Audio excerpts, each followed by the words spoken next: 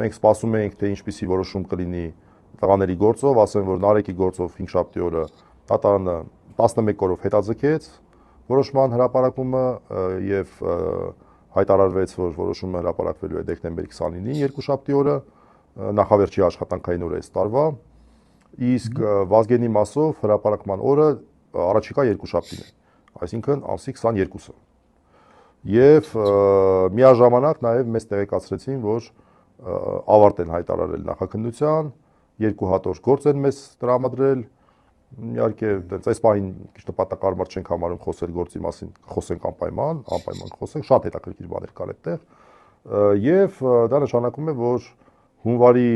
առաջին կեսին, իմ կարծիքով 7-8-ի կողմերը մենք կունենանք Նարեկի եւ Վազգենի գործով առաջին դատական նիստը, հույս ունենք, որ Նարեկը եւ Վազգենը կլինեն ազատության